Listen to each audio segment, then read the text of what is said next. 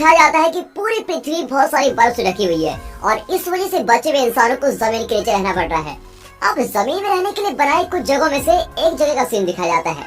वहाँ की बहुत छोटी गलियों में खतरे की घंटी बज रही होती है। फिर दो लोग दिखाए जाते हैं जिनको कुछ दूरी से रोने और चिल्लाने की आवाजें आ रही है। अब इस वजह से वो दोनों लोग उन आवाज से बड़े दूर भाग रहे होते हैं। तभी उनको एक दरवाजा दिखता है और वो दोनों उनको अंदर लेने के लिए बड़ी भीख मांगते हैं। अब हमें जमीन के नीचे रहने की बनाई दूसरी जगह को दिखाया जाता है। वहाँ पर एक आदमी सैटेलाइट को संपर्क करने वाली मशीन को ठीक कर रहा होता है। तभी एक दरवाजा खुलता है और वहाँ से 3 आदमी बाहर आते हैं। उनमें से एक बीमार आदमी दिखाया जाता है। वो एक और दिन जिंदा रहने के लिए भीख मांगता रहता है, लेकिन मैसन नाम का एक आदमी उसको जिंदा नहीं छोड़ना चाहता, क्योंकि अगर उसको जिंदा छोड़ दिया तो बीमारी फैलने का खतरा होगा। और मैसन को लगता है कि एक दिन जिंदा छोड़ने से वो बीमार आदमी ठीक भी नहीं हो सकता। फिर वो बीमार आदमी मान ही लेता है कि उसके भाग्य में मरना ही लिखा है, तो चलो कोई बात नहीं। लेकिन वो आदमी कहता है कि मैं गोली से मरने की बजाय यहाँ से भाग कर जाना चाहूंगा। लेकिन मैसन उस आदमी की बात नहीं मानना चाहता। तभी वहाँ पर सैम नाम का एक और आदमी आता है। वो मैसन को याद दिलाता है कि बीमार हुए लोगों के पास एक राइट है, वो यह है कि अगर वो यहाँ से जाना चाहे तो जा सकते हैं। लेकिन मैसन बताता है कि वो बीमार आदमी भी बाकी सभी बीमार लोगों की तरह वापस आएगा जैसे वो लोग आते हैं। फिर सैम और मैसन के बीच इस बात को लेकर बहस भी हो जाती है और तभी बीमार आदमी वहाँ से भागने की कोशिश करता है। मैसन उसको देखता है और पीछे से गोली मार देता है। अब दिखाते हैं तो एक छोटी सी जगह में बहुत सारे लोग रह रहे होते हैं और इस वजह से सर्दी से होने वाला आम बुखार भी बहुत ही खतरनाक हो गया है। वो बुखार लोगों के लिए बहुत ही खतरा बन गया है और वो कभी भी सभी लोगों में फैल सकता है। अब इस वजह से कॉलोनी में रह रहे लोगों ने कुछ नियम बनाए हुए हैं। पहला नियम यह है कि अगर कोई इंसान बीमार हो जाता है तो उनको कुछ दिन के लिए अलग रहना पड़ेगा, लेकिन अगर इन दिनों में वो इंसान ठीक नहीं होता तो उसको या तो मौत मिलेगी या फिर उसको यहाँ से दूर जाना होगा। इन दोनों में से कोई एक चीज सुननी होगी। अब जिस जगह पर सैम रह रहा है वो बहुत ही खास है, क्योंकि वो जगह उन जगहों में से है जहाँ अभी भी जिंदगी पल रही है। इस जगह पर अभी भी बीजों को संभाल कर रखा जाता है और खाने के लिए उनको उगाया भी जा सकता है। काफी लोग उस जगह रहते हैं, लेकिन वहाँ पर भी लोग मर रहे हैं और वहाँ पर रहने वाली जनता भी कम होती जा रही है। और अभी भी कुछ लोग एक ऐसी जगह पर रहने का ख्वाब देख रहे हैं जहाँ आसमान हो, हरियाली हो, सब कुछ हो। लेकिन सैम ऐसी बातों पर विश्वास नहीं करता। उसको लगता है कि शायद ही ऐसी जगह हमको कभी मिले। साथ ही सैम बुखार से ज्यादा वहाँ रह रहे दूसरे लोगों से लड़ता है। तभी हमें ब्रिक्स नाम के आदमी से मिला जाता है जो उसके पास से गुजरता है और सैम उसके पीछे जाने लगता है। ब्रिक्स को अच्छे से पता है कि सैम उसके पीछे क्यों आ रहा है। वो बताता है कि ऊपर मरने वाला आदमी बीमार था और इसीलिए उसका मरना बेहद ही जरूरी था, क्योंकि अगर उसको नहीं मारते तो बीमारी फैल सकती थी। लेकिन सैम बीच में बताता है कि कैसे उस आदमी ने वहाँ से दूर जाने का तय किया था, लेकिन मैसन ने उसकी बात नहीं सुनी और उसको वहीं पर जान से मार दिया। अब इस बात को सुनकर ब्रिक्स चुप हो जाता है। ब्रिक्स को भी ये बात पसंद नहीं आती है, लेकिन वो सैम को बताता है कि उनके पास इससे बहुत बड़ी समस्या है देखने के लिए। फिर वो दोनों कॉपर नाम के एक आदमी के पास जाते हैं। कॉपर बताता है कि जमीन में एक जगह है जिसका नाम कॉलोनी 5 है और वहाँ पर उसका बहुत समय से संपर्क नहीं हुआ है। हालांकि कॉपर ने खतरे के बारे में कॉलोनी 5 को मैसेज भेज दिया है, लेकिन फिर भी वहाँ से कोई जवाब नहीं आया है। फिर ब्रिक्स कॉपर को आगे क्या करना है इस बारे में बताता है। साथ ही सैम को विक्टर की मदद करने के लिए भेजता है। जब सैम विक्टर की मदद करने के लिए जा रहा होता है तभी कॉपर की आवाज आती है। कॉपर सभी लोगों से कहता है कि आधे घंटे में एक जरूरी मीटिंग होनी है। जब सैम विक्टर के पास पहुंचता है तो विक्टर खरगोश को जिंदा रखने के बारे में पूछता है। वो बताता है कि आखिरी पैदा हुआ खरगोश मरा हुआ पैदा हुआ था और अब वहाँ पर सिर्फ 12 खरगोश बचे हुए हैं। उन 12 खरगोशों में सिर्फ एक ही मादा खरगोश है और बाकी खरगोश उससे दोस्ती नहीं करना चाहते हैं। अब इसके दौरान ब्रिक्स मैसन से एक बात पूछता है और ब्रिक्स मैसन से गुस्सा भी है, क्योंकि मैसन ने उस बीमार आदमी का हक छीना है और उस आदमी को जान से मार दिया है। मैसन जवाब देता है कि तुमने तो ये काम करने की जिम्मेदारी मुझको दी है, इसीलिए तुम मुझको अपना काम करने दो और कुछ मत कहो। अब काई नाम की एक लड़की दिखाई जाती है। वो सैम को आता हुआ सुन लेती है और उससे बोलती है कि तुम मुझको ऐसे नहीं डरा सकते। अब इसके बाद वो दोनों किस भी करने लगते हैं। फिर सैम बताता है कि उसको खरगोशों के लिए दवाई चाहिए। जब काई दवाई ढूंढ रही होती है तो सैम काई से उसके काम के बारे में पूछता है। तो काई को लगता है कि वो कुछ ऐसी खोज कर सकती है जिसका प्रयोग करके वो मौसम को काबू कर सकते हैं। वो उस खोज का इस्तेमाल धरती पर पड़ी सारी बर्फ से छुटकारा पाने के लिए कर सकते हैं। लेकिन सैम को उसकी बात पसंद नहीं आती। वो दोबारा किसी मशीन का इस्तेमाल नहीं करना चाहता है, लेकिन वो फिर भी काई से कहता है कि अगर तुम्हें कोई नई खोज मिले तो उसको जरूर मुझको बताना। अब इसके बाद वो दोनों मीटिंग के लिए चले जाते हैं। अब सभी बड़े कमरे में मीटिंग के लिए इकट्ठा हो रहे हैं। तो डेक्स्टर नाम का आदमी अपनी पत्नी को खांसने से मना करता है और इसके बाद सैम उन दोनों के पास पहुंच जाता है। सैम उन दोनों से बात करता है और उसको महसूस होता है कि उन दोनों की तबीयत ठीक नहीं है। फिर सैम दोनों पति पत्नी को उनके कमरे में जाकर आराम करने को बोलता है और अब मीटिंग शुरू होने वाली होती है। तभी ब्रिक्स अंदर आता है। अंदर आते ही ब्रिक्स का लाइटर एक बच्चा चुरा रहा होता है, लेकिन ब्रिक्स उस बच्चे को ऐसा करते हुए पकड़ लेता है। अब मीटिंग शुरू होती है और ब्रिक्स सभी को कॉलोनी 5 के बारे में बताता है। वो एक और जगह है जहाँ पर इंसान जमीन के नीचे रहा करते हैं। पिछले साल ऐसी एक कॉलोनी बंद हो गई थी और इसीलिए कॉलोनी 5 में क्या हुआ वो पता लगाने के लिए उन्हें वहाँ पर जाना चाहिए। ब्रिक्स कॉपर से फालतू पड़े रेडियोस के बारे में पूछता है, साथ ही 2 लोगों को अपने साथ कॉलोनी 5 चलने के लिए बोलता है। हालांकि मैसन को लगता है कि कॉलोनी 5 के सभी लोगों को बुखार होगा, इसलिए वो कहता है कि हम सबको वहां जाकर अपनी जान को खतरे में नहीं डालना चाहिए। और फिर रेनॉल्ड्स नाम का एक आदमी मैसन का साथ देता है।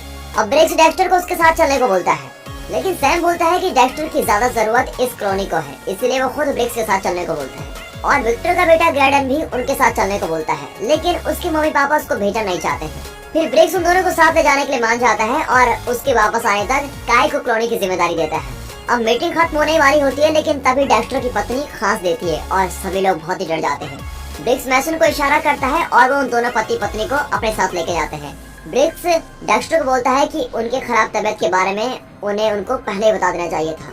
अब मैसन उन दोनों की जांच अभी करना चाहता है, लेकिन ब्रिक्स मैसन से उसके वापस आने तक का इंतजार करने का बोलता है। वो मैसन से काय की बातें सुनने को भी बोलता है, लेकिन मैसन को लगता है कि काय बड़े फैसले नहीं ले सकती और सबकी जिम्मेदारी उठा नहीं सकती। अभी सैम को एक सपना आता है जिसमें एक बच्चा है और वो बर्फ में कहीं खो गया है और उसको अपनी माँ मरी हुई मिलती है। वो सपने से जागता है और उसको सुनकर काय उसके पास आती है। वो काय को सपने के बारे में बताता है और काय उसको समझाती है कि तुम्हारी इस सब में कोई गलती नहीं है। हालांकि काय को चिंता भी होती है कि सैम वहाँ पर जा रहा है और इसलिए वो सैम से जल्द वापस आने को बोलती है। अब अगले दिन सैम, ब्रिक्स और गैडन कॉलोनी से निकल जाते हैं और सबसे पहले वो एक बर्फ से जमे हुए एक शहर से गुजरते हैं। इसके बाद वो मौसम में बदलाव लाने वाले एक मशीन के पास पहुँचते हैं। अब ग्रेडन सोच रहा होता है कि क्या वो मशीन अभी भी काम कर रही होगी, लेकिन ब्रिक्स बताता है कि वो मशीन बहुत समय पहले ही खराब हो चुकी है। अब वो बर्फ से होते हुए अपने सफर को जारी रखते हैं और एक पुल पर पहुंच जाते हैं जो कि पार करने के लिए थोड़ा खतरा वाला दिख रहा है। वो पुल में बने हुए छोटे छोटे गैप से आगे बढ़ रहे होते हैं, लेकिन तभी उनको रास्ते में एक बड़ा गैप मिलता है। अब उस गैप को पार करने के लिए उन्हें काफी खतरा उठाना पड़ता है और उसको पार करते हुए तो ब्रिक्स लगभग गिरने वाला था, लेकिन किसी तरह वो बच जाता है और आगे चला जाता है। तभी उस गैप को पार करते हुए ग्रेडन को एक गाड़ी दिखाई देती है और उस गाड़ी से कोई आदमी चिपका हुआ बैठा होता है। वो उस आदमी की तरफ ध्यान से जाते हैं। वो देखते हैं कि उस आदमी ने खुद को और अपनी पत्नी को गोली से मार दिया है। अब उस आदमी ने खुद को गोली क्यों मारी इस बारे में उनको पता नहीं चलता और इसलिए ब्रिक्स उनको आगे बढ़ते रहने को बोलता है। तभी रास्ते के बीच उनको एक टूटा हुआ हेलीकॉप्टर मिलता है जिसको लोग अपने सफर के दौरान आराम करने के लिए यूज करते हैं। फिर ब्रिक्स अपनी कॉलोनी के लोगों को फोन करता है और सभी चीजों के बारे में बताता है। कॉपर बताता है कि डेक्स्टर और उसकी पत्नी की तबीयत पहले से भी ज्यादा खराब हो गई है। अब मैसन उन दोनों पति पत्नी की जांच करना चाहता है, तो ब्रिक्स कॉपर को अधिकार देते हुए बोलता है कि अगर मैसन ने कुछ भी गलत किया तो तुम उसके खिलाफ कोई भी कदम उठा सकते हो। फिर फोन पर बात करने के बाद ब्रिक्स सैम को बताता है कि सैम उसको इसी हेलीकॉप्टर के पास एक जगह से मिला था। अब सैम ग्रेडन को बताता है कि वो बचपन में इस हेलीकॉप्टर के पास कैसे पहुंचा था। वो बताता है कि जब मेरे साथ के बचे हुए लोगों का खाना खत्म हो गया था और वहाँ पर कुछ भी नहीं था, इसलिए कुछ आदमी मदद और खाना ढूंढने के लिए पास के शहर में गए थे, लेकिन वो कभी भी वापस नहीं आए। वहाँ के लोग मरने लगे थे और इसीलिए मैं अपनी माँ और बहन को वहाँ से बाहर निकालना चाहता था। उसके बाद मैं और मेरा परिवार एक अच्छे रहने की जगह ढूंढने के लिए निकल जाते हैं, लेकिन तभी एक बड़ा तूफान आता है और मैं ही उस तूफान में बच पाया था क्योंकि वहाँ पर मुझको ब्रिक्स मिल गया था। अब अगले दिन वो अपना सफर जारी रखते हैं और कॉलोनी 5 के पास पहुँच जाते हैं। जब वो अंदर जाने के दरवाजे के पास पहुँचते हैं तो उनको बर्फ पर गिरा हुआ खून दिखाई देता है और साथ ही उनको अंदर आते हुए धुएं की खुशबू आती है। अब ब्रिक्स अकेले अंदर जाता है और बाकी दोनों को बाहर इंतजार करने के लिए कहता है। हालांकि ग्रेडन अंदर जाने से डर रहा है, लेकिन सैम उसको समझाता है कि उनका साथ रहना सबसे ज्यादा जरूरी है। अब जब वो अंदर पहुंचते हैं तो उनको जमीन पर गिरा हुआ बहुत सारा खून दिखाई देता है। सैम ब्रिक्स से पूछता है कि आखिरी बार जब ब्रिक्स यहाँ पर आया था तब यहाँ कितने इंसान बचे थे, जिसके जवाब में ब्रिक्स बताता है कि आखिरी बार यहाँ पर 50 जिंदा लोग थे।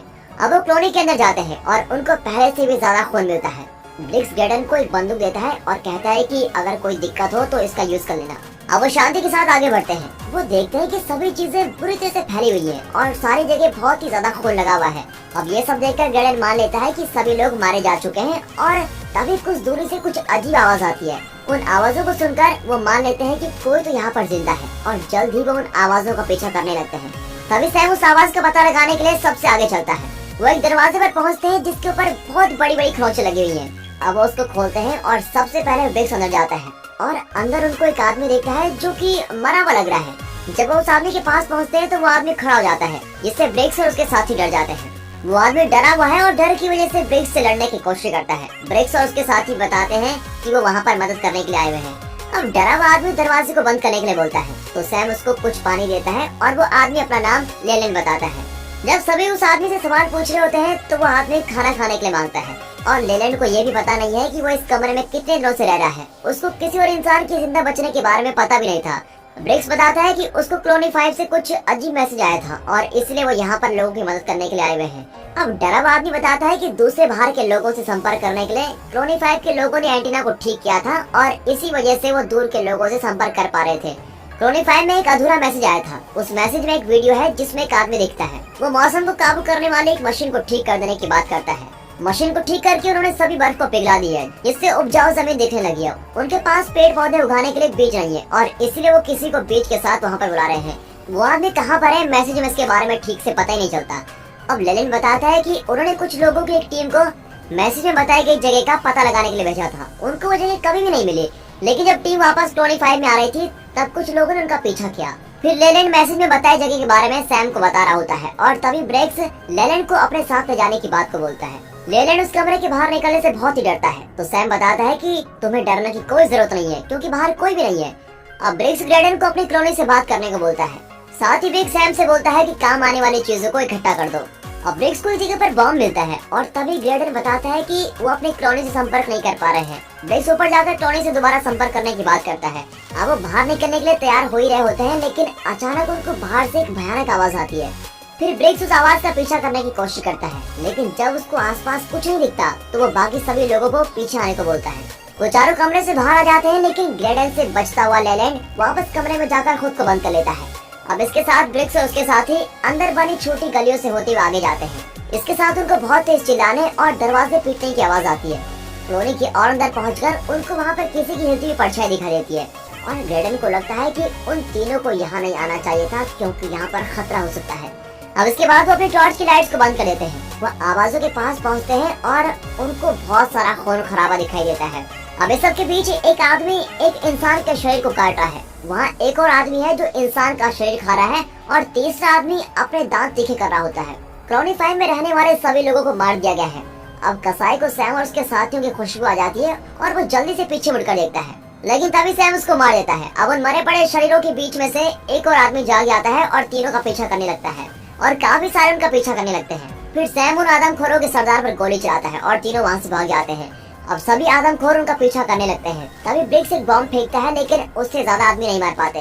ग्रेडन सबसे आगे भाग रहा होता है, लेकिन दो आदमखोर उसके सामने आकर उसको पकड़ लेते हैं और उस पर हमला कर देते हैं। ब्रिक्स और सैम उसकी मदद के लिए आदमखोरों पर गोली चलाते हैं, लेकिन वहाँ और ज्यादा आदमखोर आने लगते हैं। अब वो दोनों सभी आदमखोरों से जीत जाते हैं, लेकिन ग्रेडन पहले ही मर गया है और वो उसके लिए अब कुछ भी नहीं कर सकते। फिर दोनों जल्दी से बाहर भागने लगते हैं, तो सैम एक और आदमखोर पर गोली चलाता है और अब सैम की सभी गोलियां खत्म हो चुकी है। आदमखोरों के उन तक पहुंचने से पहले ही ब्रिक्स ऊपर जाने वाली कुछ सीढ़ियों को तोड़ देता है, लेकिन अचानक एक आदमखोर आकर ब्रिक्स पर हमला कर देता है। अब उनके बीच काफी लड़ाई होती है, लेकिन ब्रिक्स उसको भी मार डालता है और फाइनली ब्रिक्स कॉलोनी से बाहर निकल जाता है और बाहर निकलते ही उसको सैम मिलता है। अब ब्रिक्स एक बॉम्ब को अंदर फेंकता है, जिससे कॉलोनी में आने जाने वाला रास्ता ही बंद हो जाता है और आखिरकार दोनों वहाँ से बच जाते हैं और जिस रास्ते से वो कॉलोनी 5 तक पहुँचे थे उस रास्ते से वापस जाकर घर को निकलते हैं। फिर वो दोनों दोबारा हेलीकॉप्टर के पास पहुंचते हैं, तो सैम बोलता है कि उन्हें अपने सफर को जारी रखना चाहिए, लेकिन तेजी से गिरते हुए तापमान की वजह से वो ज्यादा आगे नहीं जा पाएंगे और इसलिए ब्रिक्स वहाँ रुकने को तय करता है।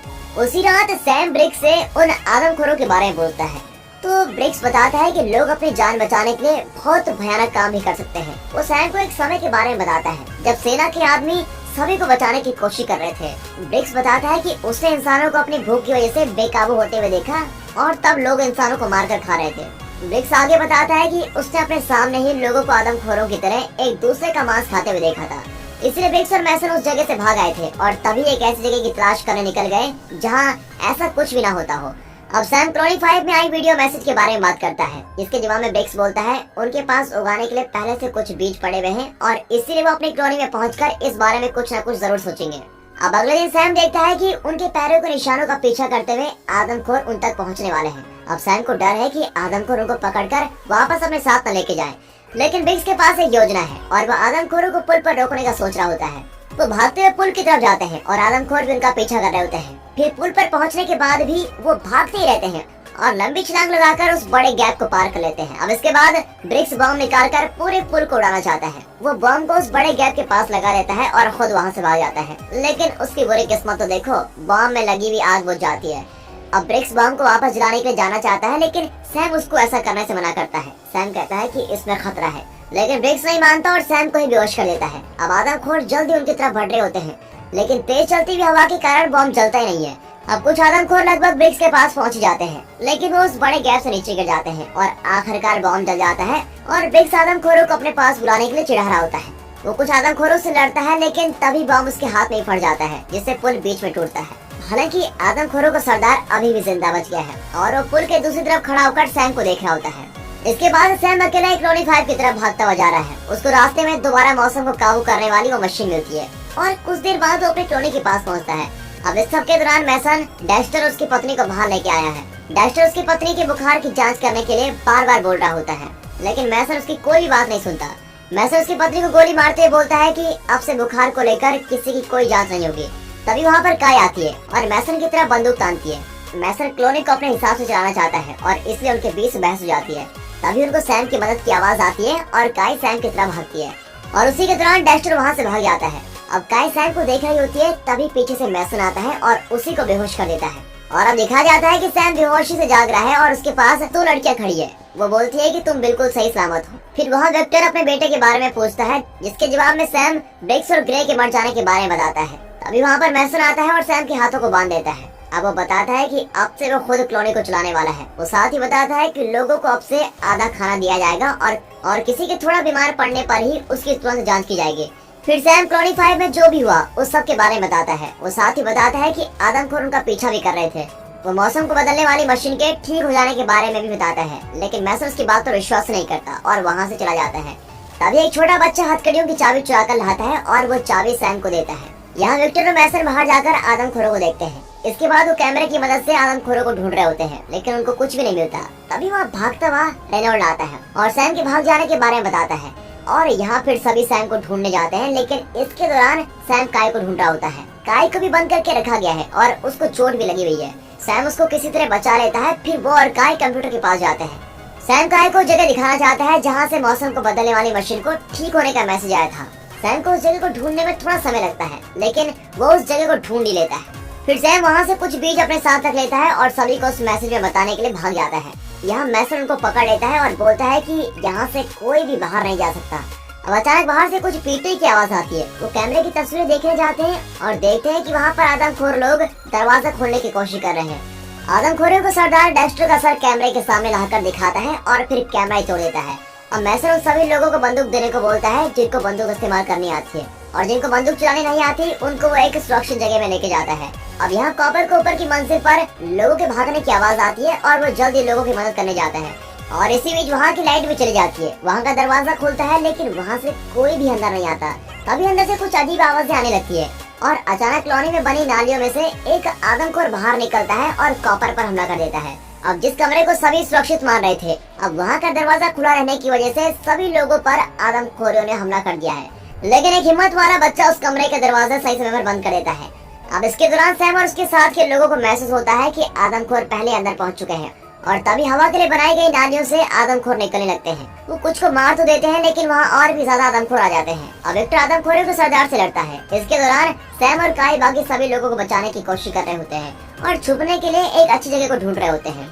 आदमखोरों का सरदार विक्टर को मार देता है और इसी के दौरान मैसन सबसे सुरक्षित कमरे में पहुंच जाता है, लेकिन वो सैम और काय के आने से पहले ही दरवाजे को बंद कर देता है। और कमरे के अंदर एक औरत मैसन की हरकतों से तंग आ जाती है और इसलिए वो मैसन को मारकर बेहोश कर देती है। वो सैम और काय के लिए फिर दरवाजा खोलती है। अब आदमखोर लोग अंदर आने वाले होते हैं, लेकिन वो सही समय पर दरवाजे को बंद कर देते हैं। लेकिन वहाँ का दरवाजा ज्यादा समय तक टिकने वाला नहीं है, इसलिए सैम सभी को एक रास्ता बताता है जिससे वो जमीन के ऊपर पहुँच सकते हैं। फिर सैम हवा के लिए बनाया गया एक रास्ता खोलता है और सभी उसके अंदर चले जाते हैं, लेकिन मैसन उनके साथ नहीं जाना चाहता। अब सैम मैसन की तरफ अपनी बंदूक फेंकता है, लेकिन मैसन बंदूक को सैम की तरफ तान देता है। तभी सैम बोलता है कि तुम्हें सभी गोलियों की जरूरत पड़ने वाली है, और ये बोलकर सैम भी अंदर चले जाता है। अब आदमखोरी दरवाजे को तोड़ देते हैं और मैसन को पता लगता है कि आदमखोरी जल्दी अंदर पहुंचने वाले हैं, इसलिए वो गैस के भरे एक सिलेंडर पर गोली चलाता है। अब इसकी वजह से वहाँ के सभी लोग जल जाते हैं, लेकिन उनका सरदार हवा के लिए बनी सुरंग में घुस जाता है और जिंदा बच जाता है। अब वो सैम तक पहुँच जाते हैं और वो दोनों सुरंग में लड़ना शुरू कर देते हैं। फिर कुछ देर बाद वो एक दूसरे कमरे में गिर जाते हैं, लेकिन वहाँ भी उनकी लड़ाई चलती रहती है। अब आदमखोरों को सरदार जीतने लगता है और बुरी तरह से सैम को मारता है। वो सैम को बोलता है कि अब तुम बचोगे नहीं। और फिर कुछ समय बाद सैम हिम्मत दिखाता है और दोबारा खतरनाक लड़ाई करता है और जीतने भी लगता है। फिर वो आदमखोरों के सरदार को बेरहमी से मारता है और आखिर में उसका सर काट ही देता है। अब बाकी सभी लोग कॉलोनी से बाहर निकल जाते हैं और अपने रहने की जगह को अंदर से जलता हुआ देखते हैं। आखिर में सैम ही वहाँ से बाहर आ जाता है। सैम बोलता है कि जिंदा बचने के लिए उनको उस जगह ही जाना होगा जहाँ से मौसम को काबू करने वाली मशीन को ठीक करने का मैसेज आया था। फिर सभी उसकी बात समझते हैं और बर्फ से होते हुए अपने सफर के निकल पड़ते हैं। अब उनके लिए जिंदा बचा रहना ही सबसे जरूरी चीज है। और दोस्तों इसी के साथ ये मूवी यहाँ पर खत्म हो जाती है। बाकी अगर आपको ये मूवी अच्छी लगी हो, एक्सप्लेनेशन अच्छा लगा हो, वीडियो अच्छी लगी हो तो वीडियो को लाइक कर दे और चैनल को सब्सक्राइब भी कर दे। बाकी मिलते हैं अगली वीडियो में, तब तक के लिए गुड बाय।